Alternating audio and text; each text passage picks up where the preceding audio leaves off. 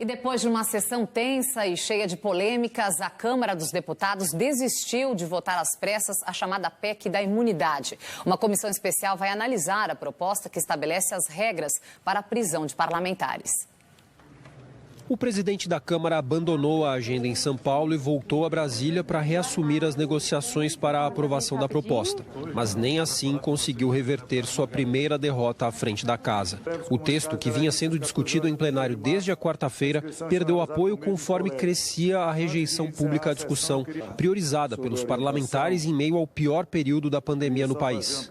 Essa casa, em momento nenhum, deixou de debater as questões referentes à pandemia. Essa casa, em momento nenhum, negligenciou quaisquer dos temas urgentes, do nosso país.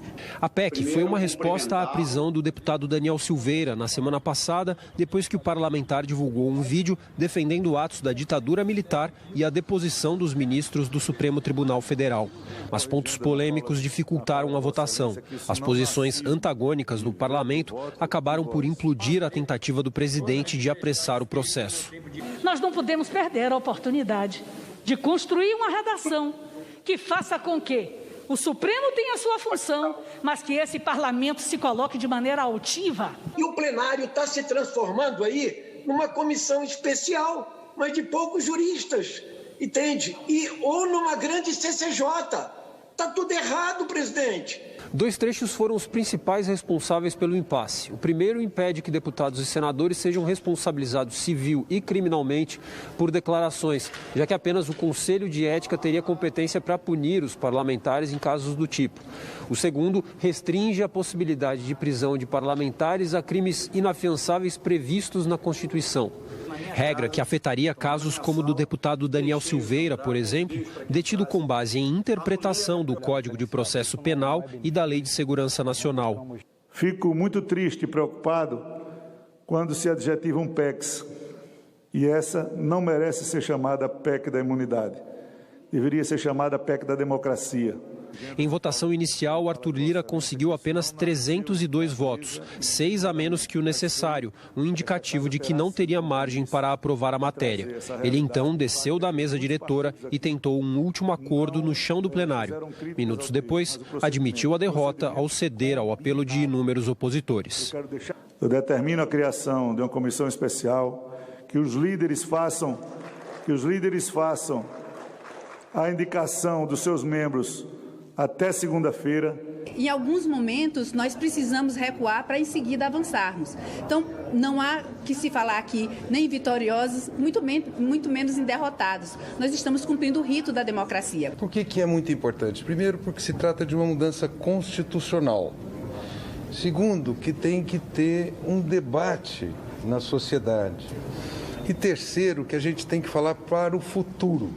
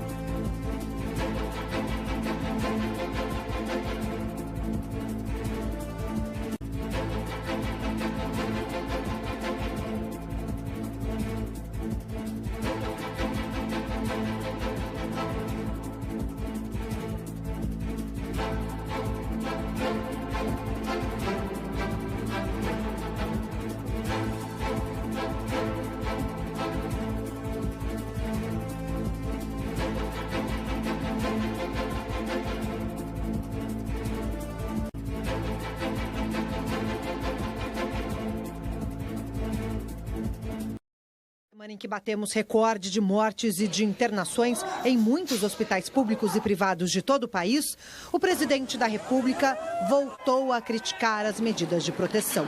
Ontem, no Acre, dia mais letal desde o início da crise sanitária, Bolsonaro provocou aglomerações e mais tarde, numa transmissão por rede social, criticou o uso de máscaras, citando um estudo alemão.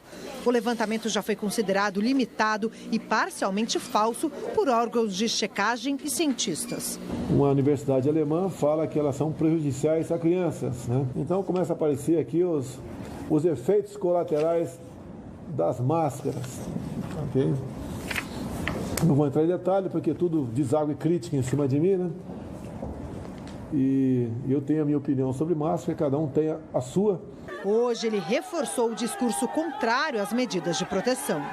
O povo não consegue mais ficar dentro de casa. O povo quer trabalhar. Esses que fecham tudo e destroem empregos estão na contramão daquilo que seu povo quer.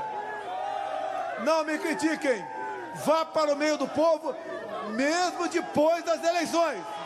A fala de Bolsonaro foi na cidade de Tianguá, no Ceará, estado onde mora Paulo, que perdeu o pai Francisco em abril do ano passado para a doença. Quando foi dia 30 de abril, a minha irmã me ligou. Disse: Paulinho, papai tá tossindo muito e eu tô preocupado.